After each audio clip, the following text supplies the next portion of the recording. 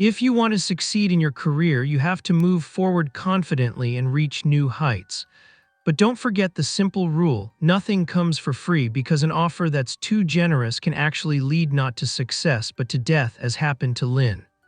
On September 4, 1991, in Catworth, southeast London, United Kingdom, Mr. Rogers reported his daughter missing to the police.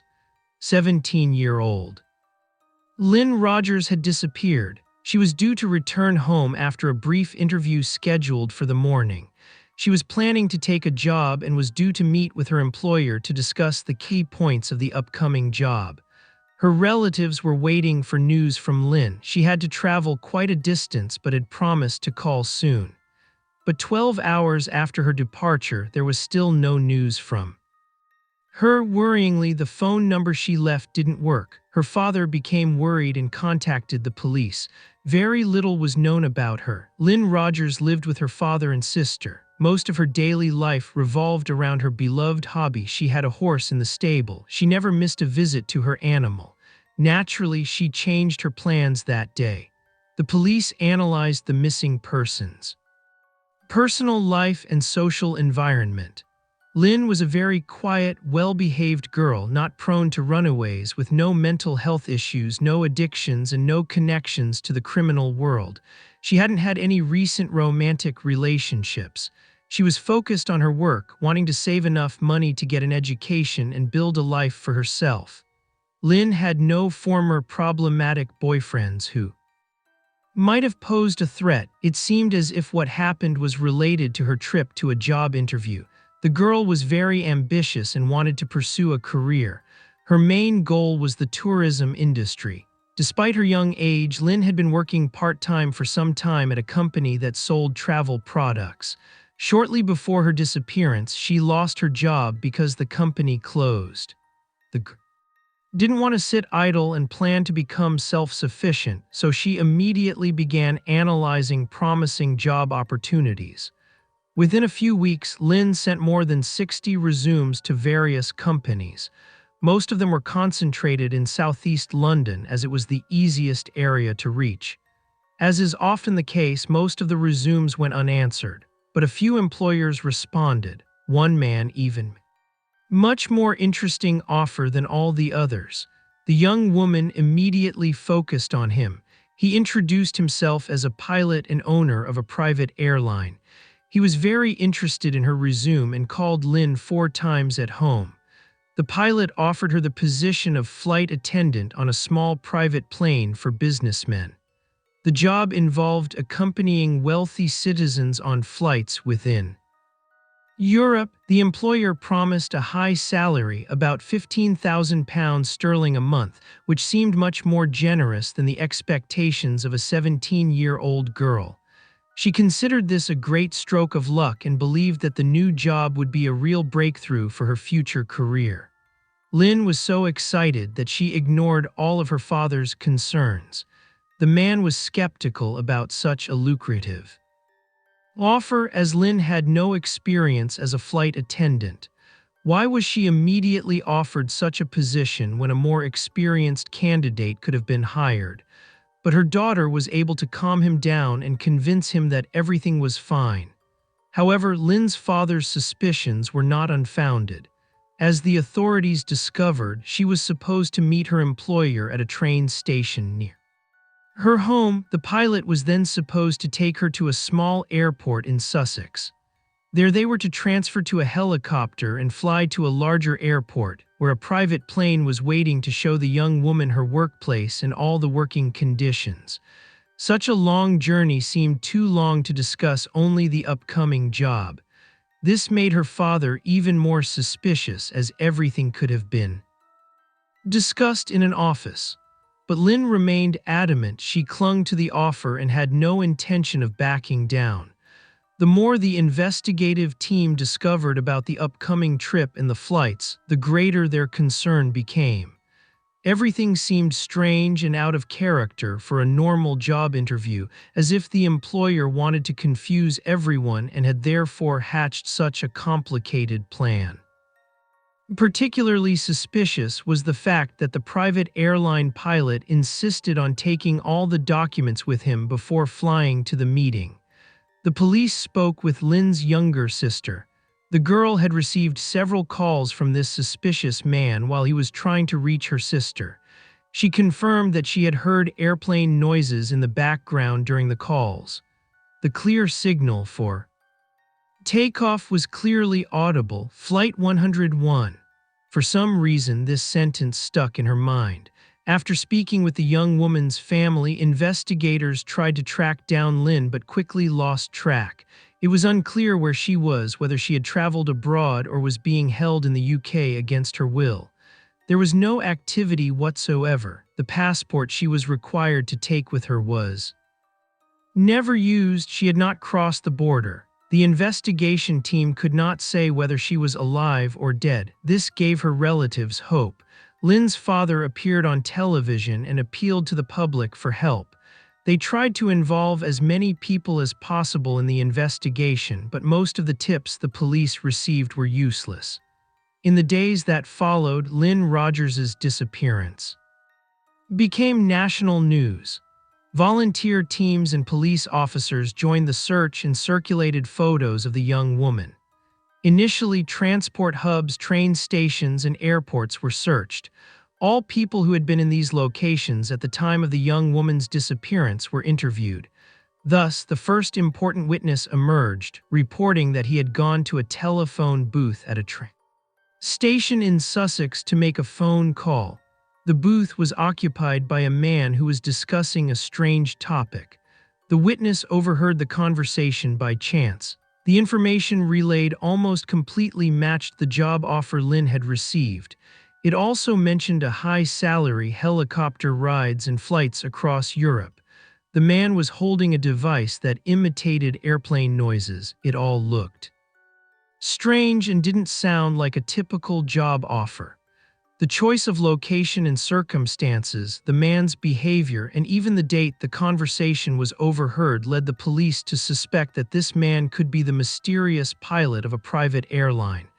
On that very day, the unknown man contacted the young woman again. Unfortunately, in 1991, there were major problems gathering information. There was no advanced video surveillance on the streets, and people didn't yet use mobile phones. Therefore, the only source of information was a telephone booth. The task force's only option was to send several detectives to the location indicated by the witness. The phone booth was searched from top to bottom, and a huge amount of fingerprints and traces were secured. At least 20 or even 30 people had been there in those few days. This helped little, however, as there were no suspects yet. There was nothing to compare the fingerprints with. DNA analysis options were also very limited in the early 1990s. Furthermore, there was the possibility that the kidnappers' traces had been erased by other people and no trace remained at all.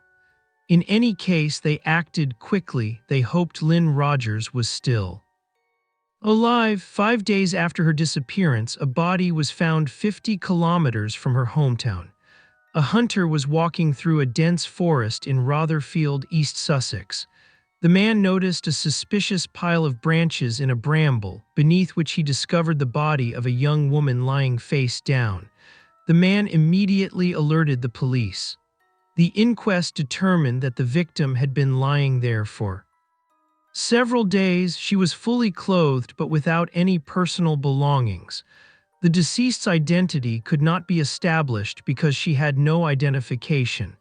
A detailed examination was required. The body was brought to the coroner's table. At the time, several missing persons cases were being investigated, but investigators immediately suspected that the missing person might be Lynne.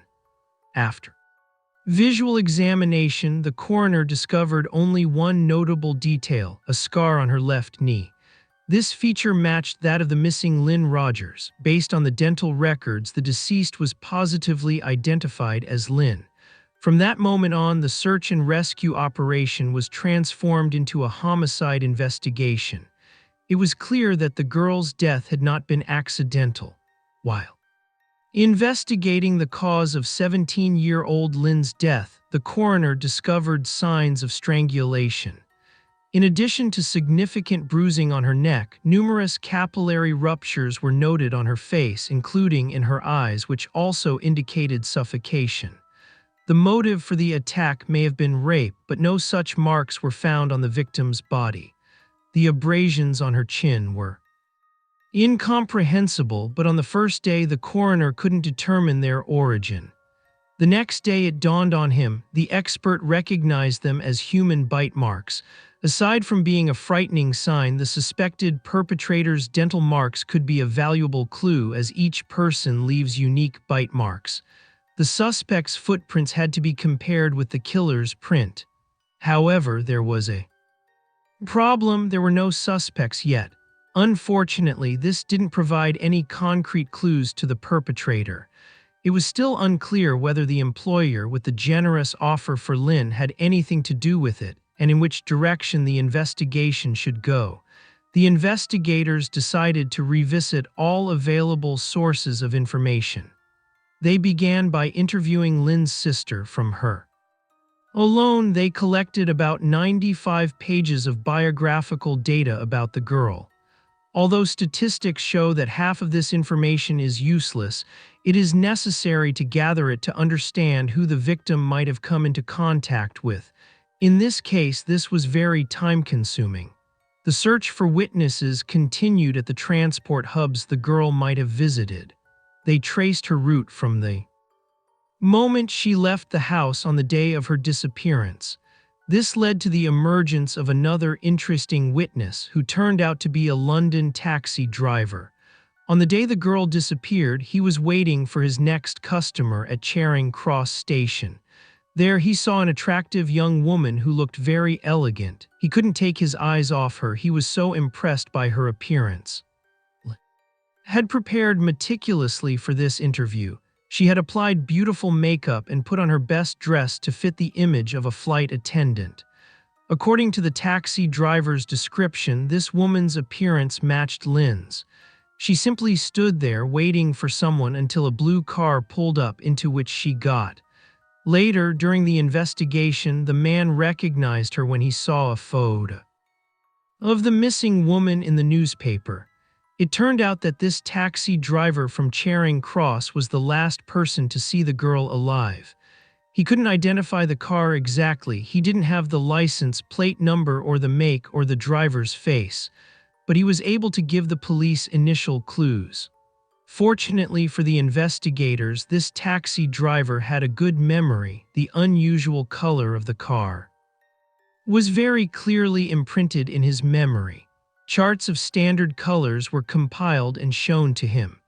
The witness analyzed the colors of the existing car makes, which narrowed the list down to a rare car model.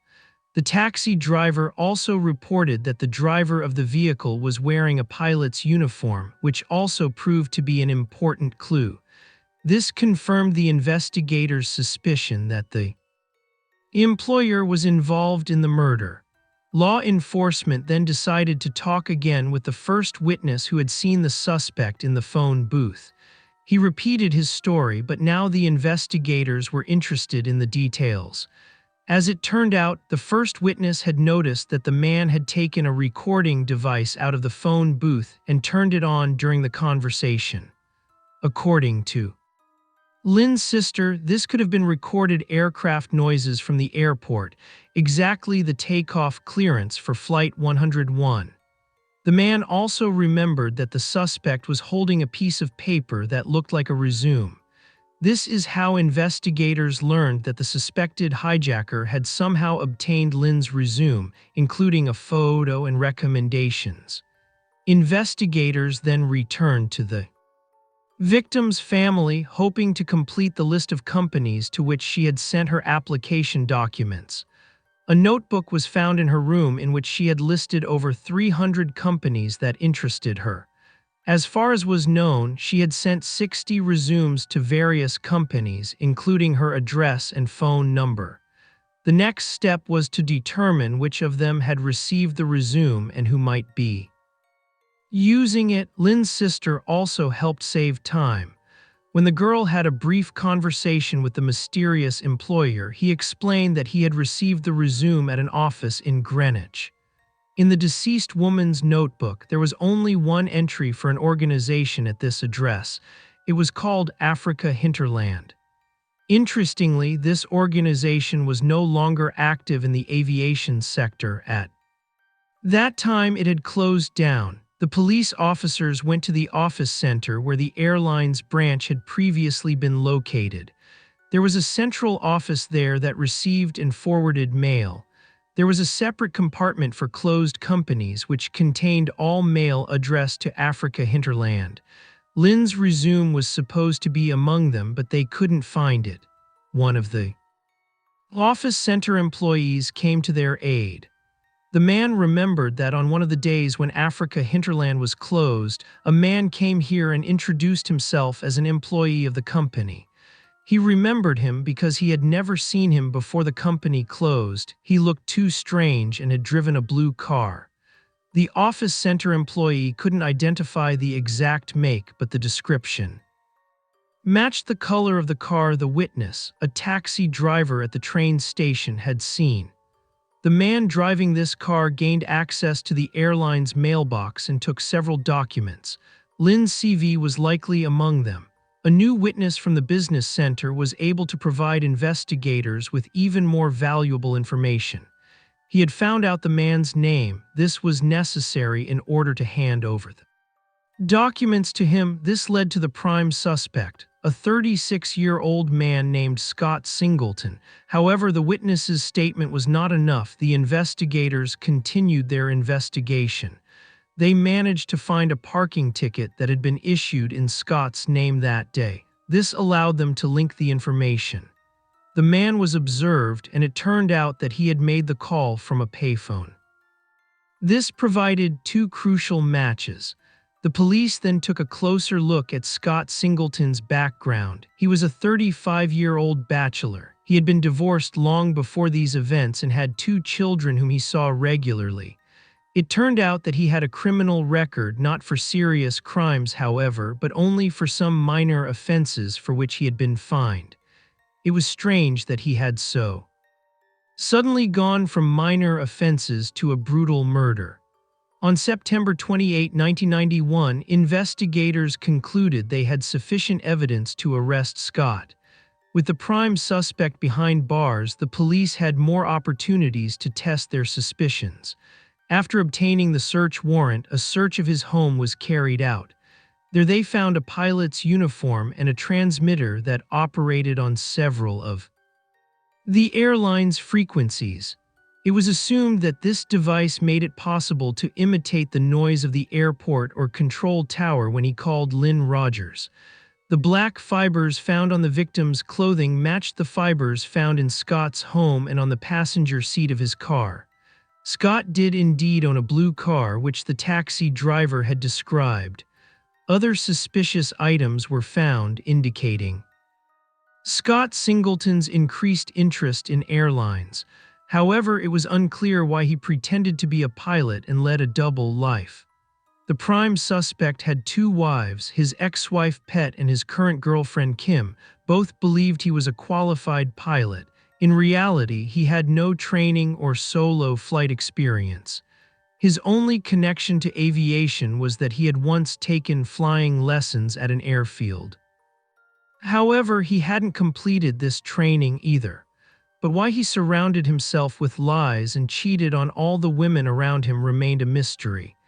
In any case, he used special technical means to deceive Lynne Rogers, making her believe he was a true expert in the aviation industry.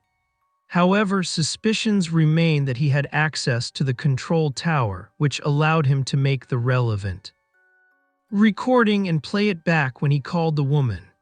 Although the criminal managed to deceive everyone around him, it was more difficult for investigators to convict him. Scott did not admit to any connection with Lynne. He denied ever having been to Rotherfield, where the body was found.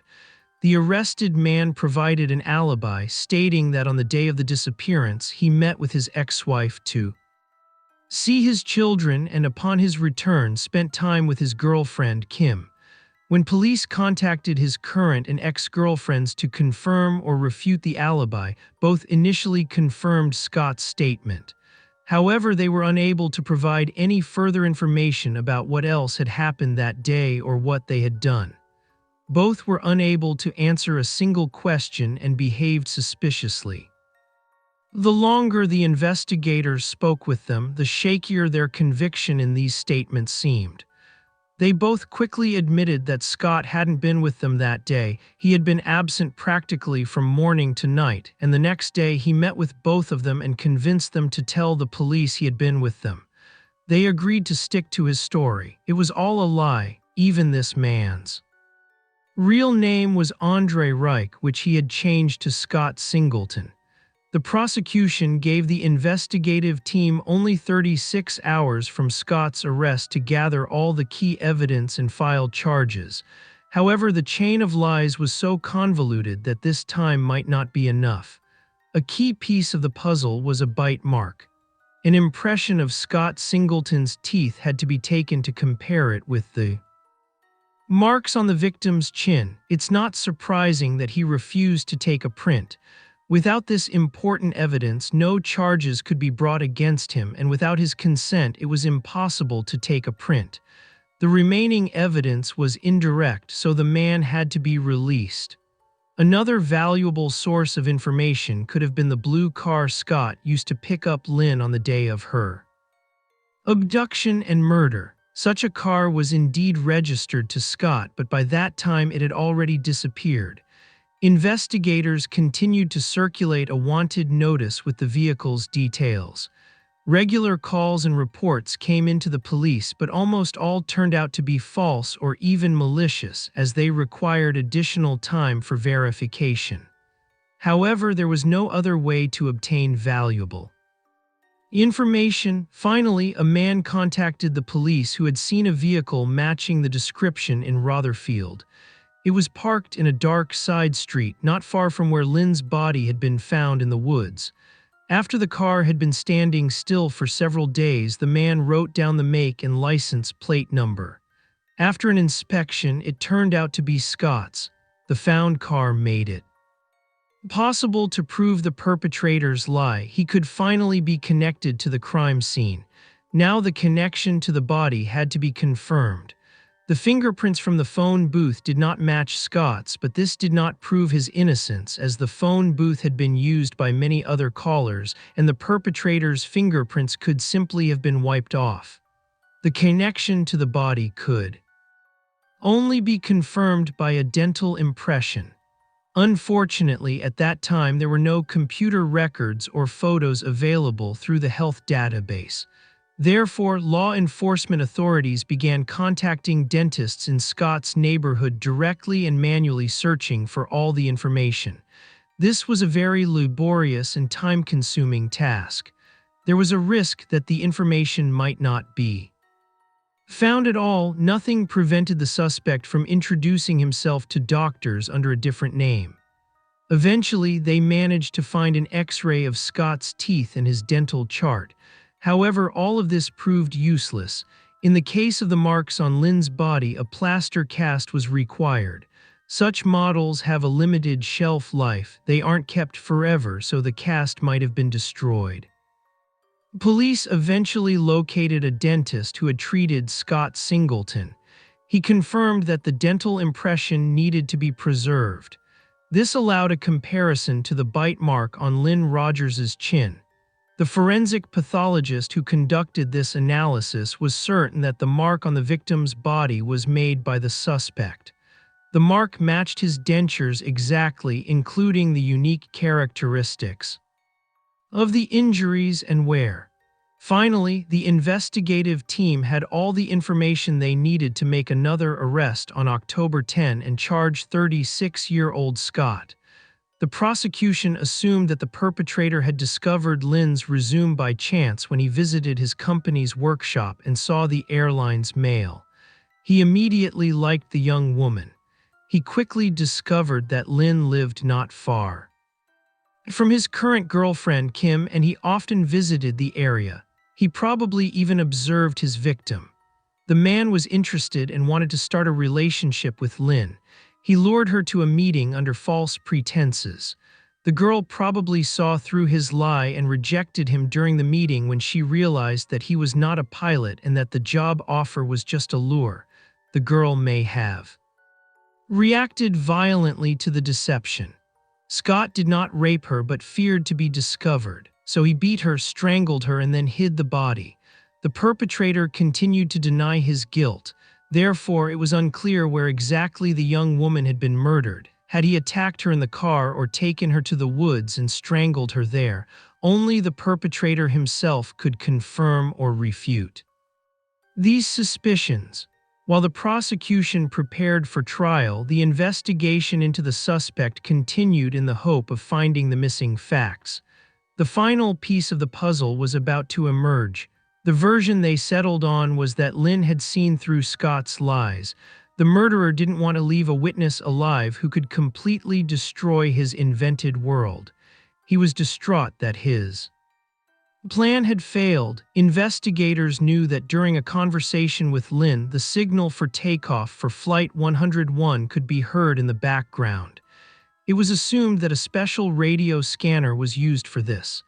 But Scott's girlfriend Kim was willing to tell the authorities even more. She contacted investigators after her boyfriend had already been arrested and handed them a cassette tape containing Scott's test recordings. She had found it in their shared apartment. Scott had made several recordings while posing as an air traffic controller. The perpetrator used his own voice to make these recordings, deceiving his victim and luring them into a trap. This was the crucial evidence heard by the deceased sister. The girl confirmed that this exact sound had been heard in the background during the phone call. Scott's girlfriend Kim also testified against him in court, which was very damaging to him. She was able to expose the defendant's lies, which she herself had long believed. Kim described the killer as a skilled con artist, manipulator, and extremely dangerous person. In reality, Scott had neither a prestigious job in the aviation industry nor a high salary nor the opportunities for advancement and international travel that he so loved to talk about. The murderer's trial was very emotional. The 37-year-old defendant was sentenced to life imprisonment in 1992. After the verdict was announced, the deceased Lynne's father attempted to attack him. 3 police officers restrained the 55-year-old Mr. Rogers, who was shouting that he was going to kill Scott. The man declared that he would find him no matter what and take revenge for what he had done to him and his daughter. Despite all these difficult moments, the killer insisted that he was innocent. During the final stages of the trial, the lawyer stated that he would appeal the verdict. However, the prosecutor insisted that he would fight to ensure that the verdict was not overturned. Prosecution and Lynne's family believed that a correct and just decision had been made. Based on the evidence gathered, Scott was a brutal, calculating killer who clearly posed a danger to society and would commit further similar crimes if he remained outside bars. Although the case can be considered closed, many questions remain. First and foremost, the motive was unclear and seemed too weak. Could something greater have led to the death? Also disturbing was the abrupt transition from minor offenses to the brutal murder committed by the perpetrator.